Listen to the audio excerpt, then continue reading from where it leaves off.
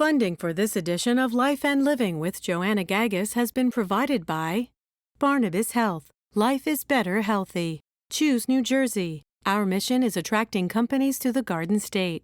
Bloomfield College, offering small classes and big opportunities since 1868. PSE&G, committed to improving New Jersey's economy and strengthening its communities. Health Republic Insurance of New Jersey, community education centers, and by the law firm of Gibbons PC.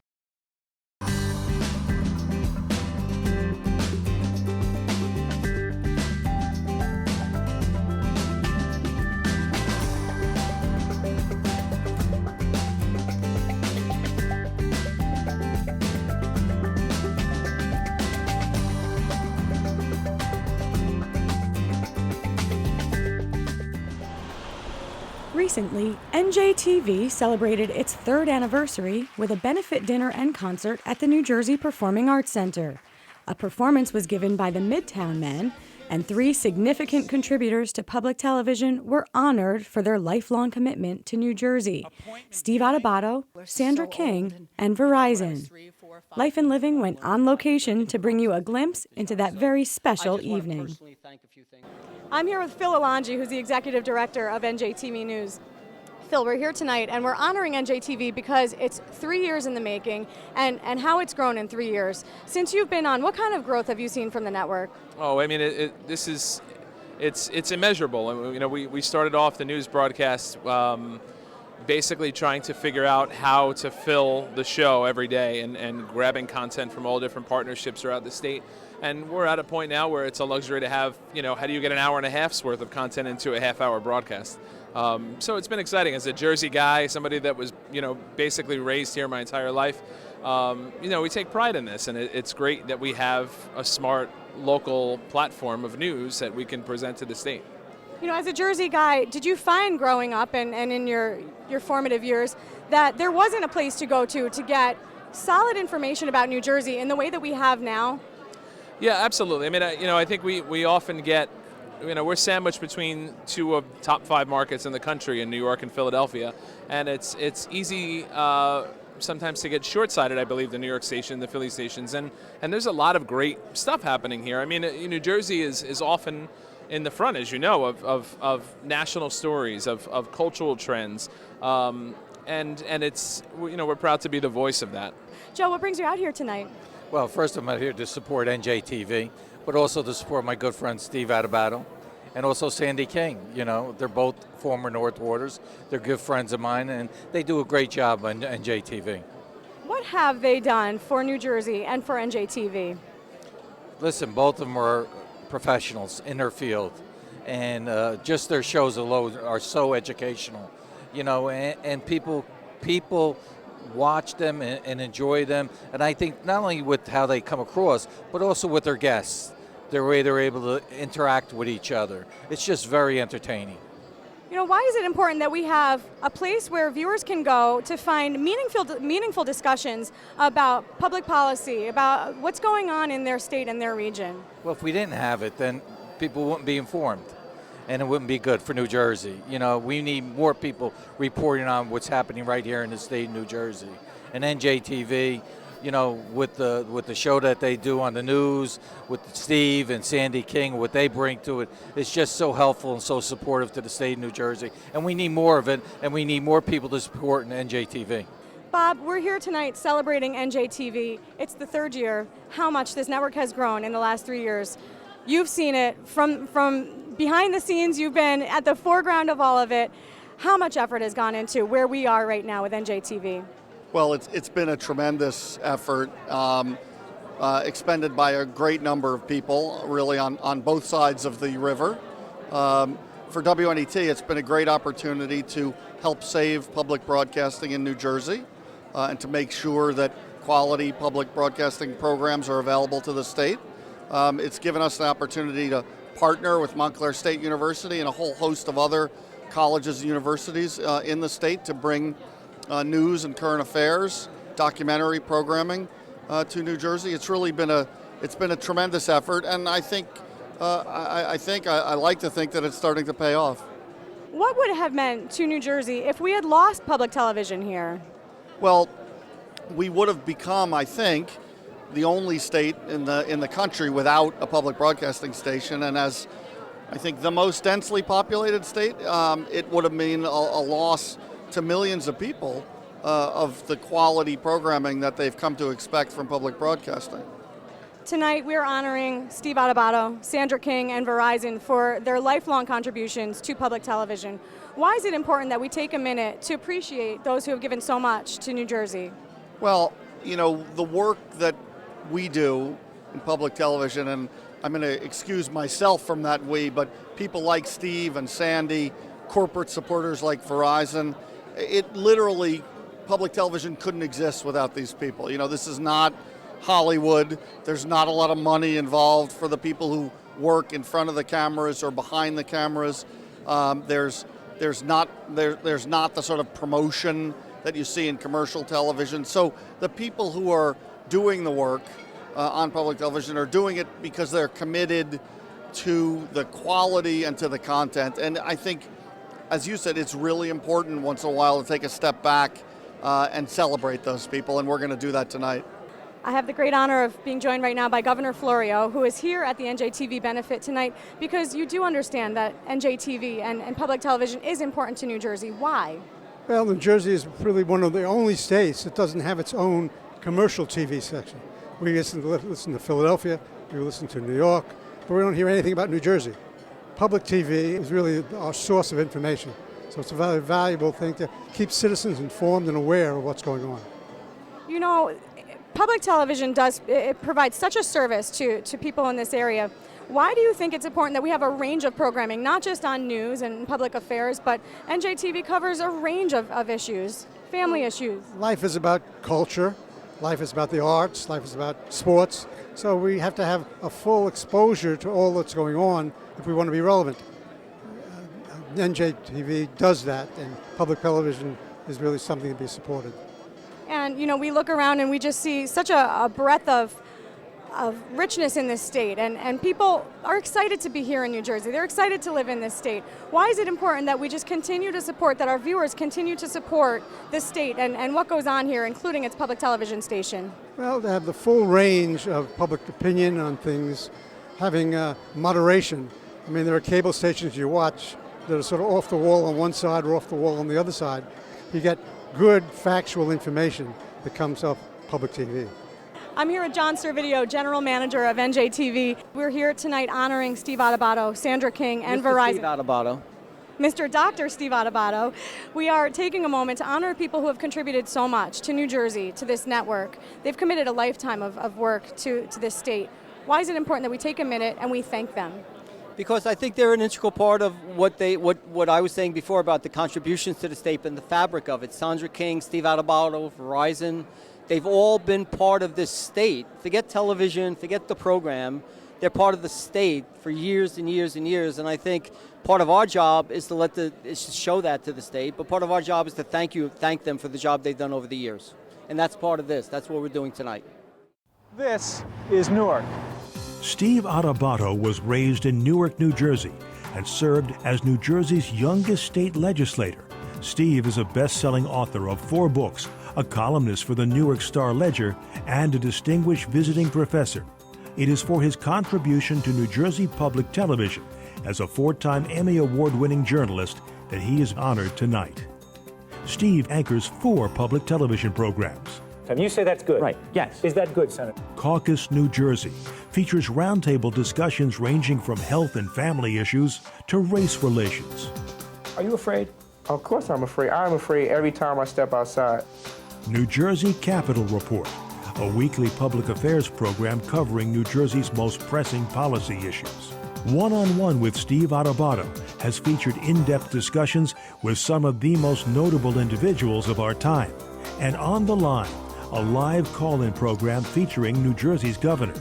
Tonight, we are honored that Steve has chosen New Jersey as the place to pursue his craft.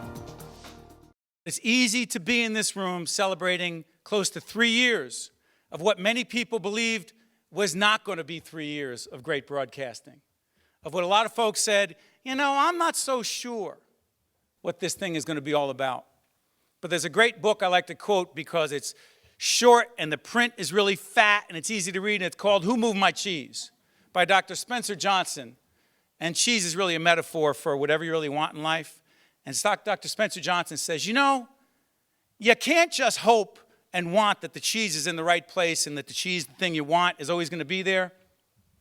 Because wishful thinking is not a substitute for strategic planning and getting things done. And Neil didn't wish. Neil said, if we're going to do this, we're going to have to go after it. And a group of us, day and night. And I don't want to make this overly dramatic, but it was unclear how it was going to end and whether it was even going to begin. I'm here with Kelly Frank, who is a partner at Cohn Resnick, one of the longtime supporters of the Caucus Educational Corporation. What brings you here tonight? You know, I'm here to support Steve. What he does for the state and the communities all over the state of New Jersey is just wonderful.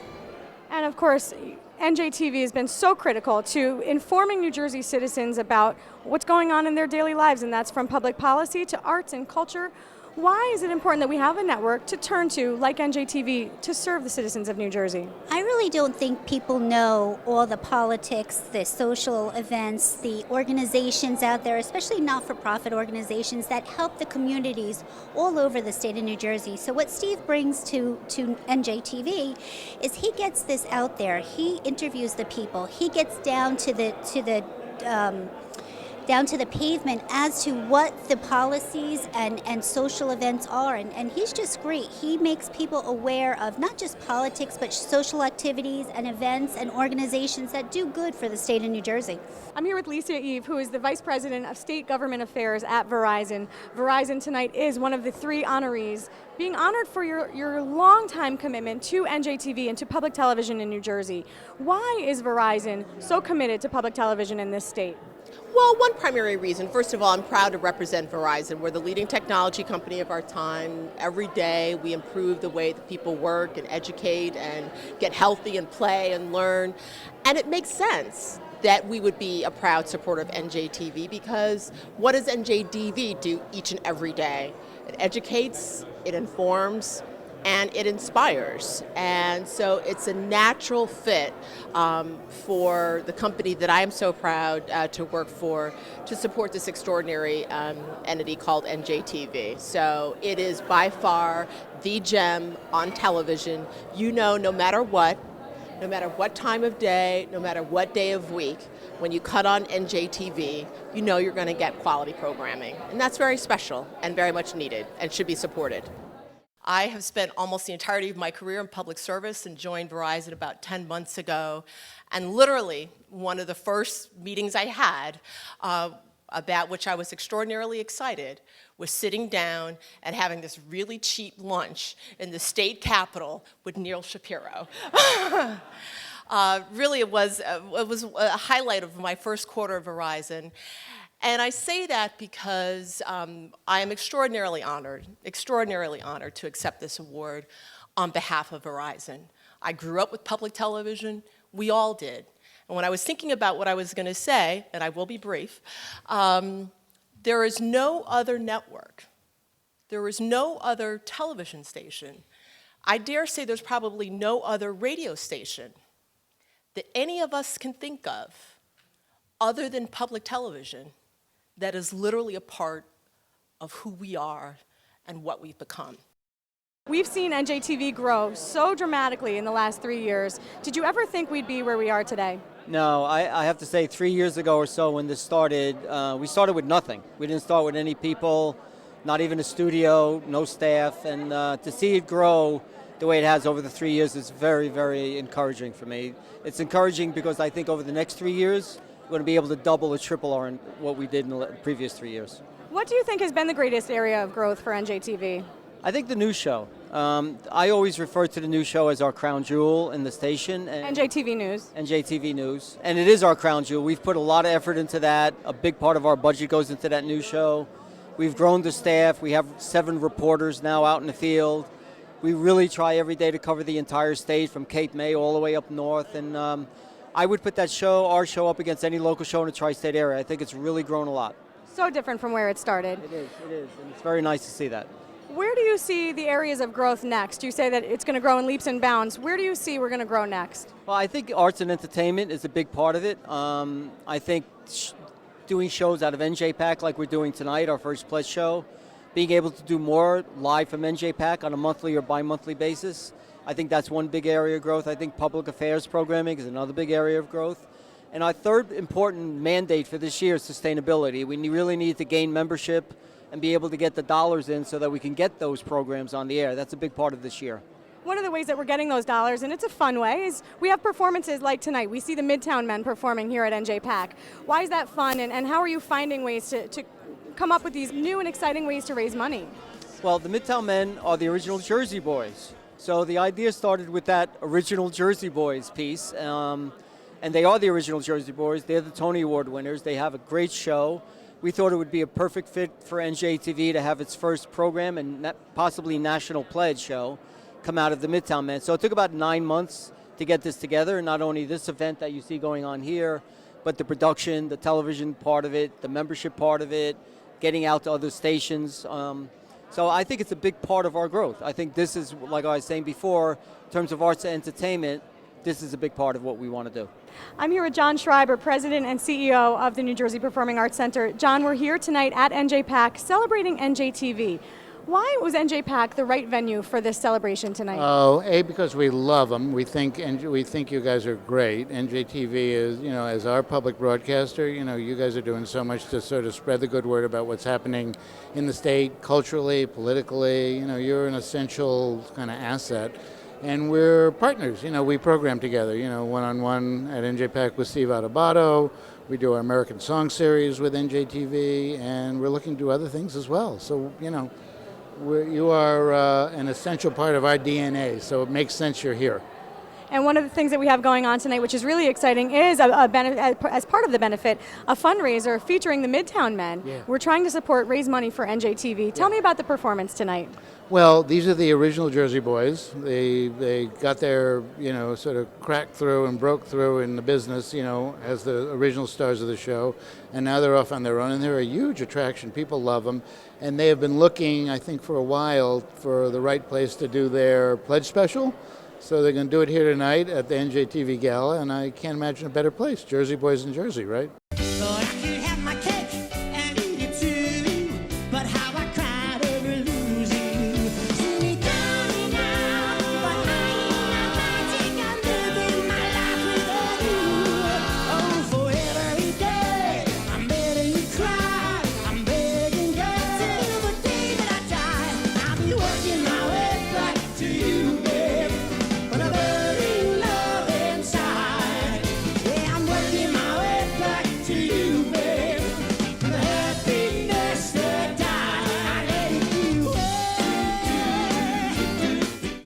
I'm here with Bobby Spencer and Christian Hoff, two of the better-looking guys from the Midtown Men. So we won't tell the others, right?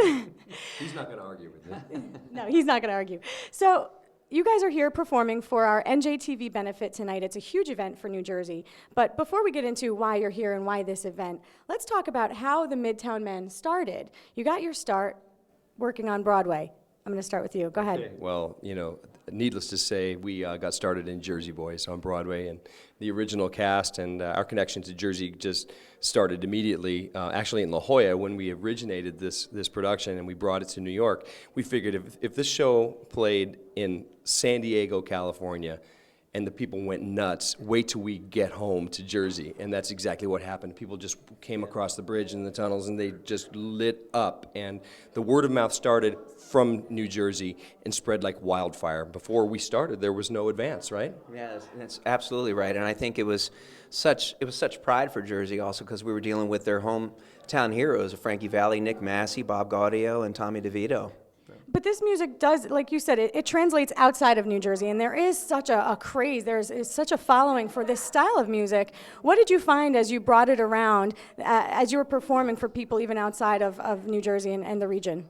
It didn't matter if you were from Jersey. This was a show about blue-collar, hard-working men who busted their tails to make a living, and and they ended up on the top. That's just such an exciting, rocky kind of moment, you know, for anyone who is in any kind of business. So everyone across the planet could relate to this story and this music, and the music obviously is timeless, and every time someone hears these songs, they immediately go back to when they were 16 or 15 or 14, and we heard at the stage door every night when we would come out. Every night someone had a story like, I remember where I was when I heard yada yada. So that was the thrilling thing for us. But you're here tonight performing as the Midtown Men. You're not performing Jersey Boys. How did you get from Broadway, from the stage, to where you are now as a traveling group of 4? Well, it was a natural progression, because what we discovered in singing together, the chemistry and the bond, the brotherhood that we built in order to make this show Jersey Boys a success, it was all about that family bond and about the guys, right? And so when we were done with Jersey Boys, we realized that what we had was bigger than that one little story in this one great iconic group, the Four Seasons. This was more about the decade, more about the music, more about people's connection to the music. So after 1 million people plus saw us in Jersey Boys from all over the country, we realized that this was going to have legs, and we were going to take it on the road, and that's exactly what we've done for 4 years, is take the magic that launched Jersey Boys, we've now launched the Midtown Men with. The sound, the chemistry, the magic, the music. The fun. I mean, it's a lot of fun because we get to explore, as Christian just said, the Mamas and the Papas and the Turtles and the Zombies and the Rascals and Motown.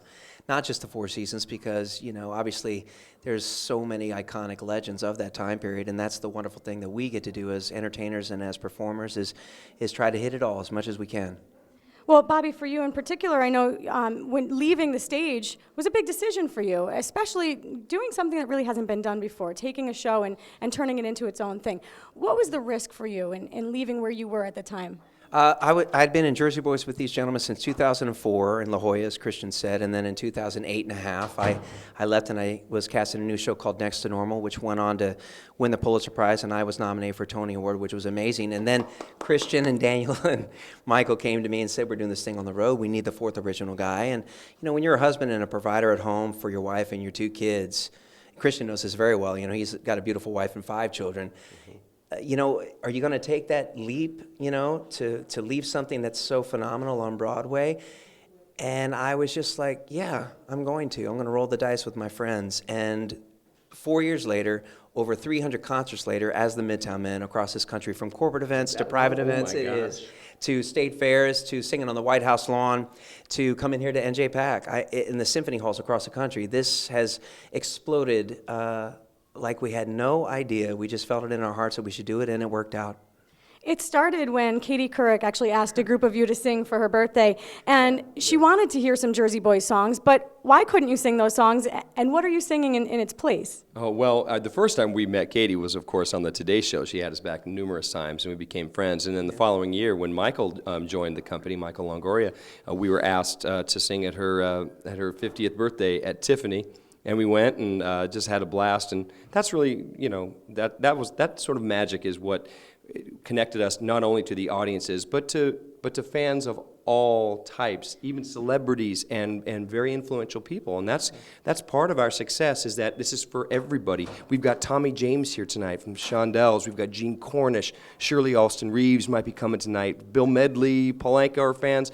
We've got people that we idolize that are supporting us and coming to see us time and time again, just like fans from Jersey Boys. So this is bigger than anything we did on Broadway. And from a Tony nominee and a Tony winner saying that blows my mind. But this is actually more fun and bigger and better than we ever imagined it would be. Yeah. And you're not singing songs because we're the bosses. I think that's even more fun. Boss man. Yeah. But you're not singing songs from the Jersey Boys, right? You are singing songs of the 60s.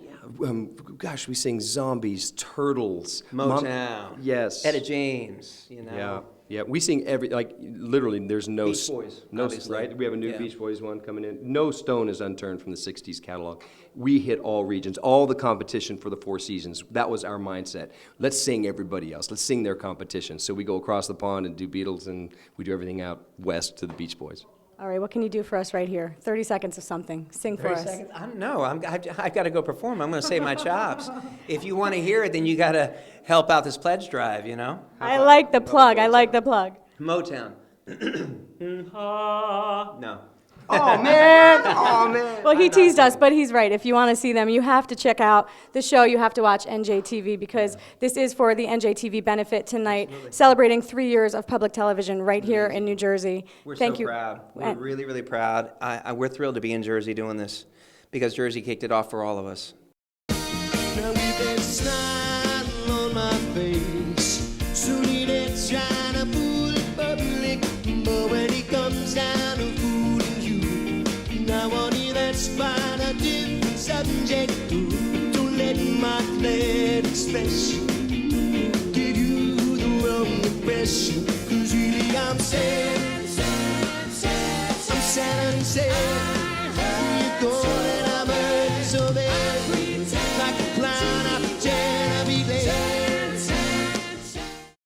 Life and Living has been a production of the Caucus Educational Corporation, celebrating over 25 years of broadcast excellence, and NJTV. Funding for this edition of Life and Living with Joanna Gagis has been provided by Barnabas Health, Choose New Jersey, Bloomfield College, PSE&G, Health Republic Insurance of New Jersey, Community Education Centers, and by the law firm of Gibbons PC. Promotional support provided by The Record, North Jersey's trusted source, and NorthJersey.com, and by Commerce Magazine.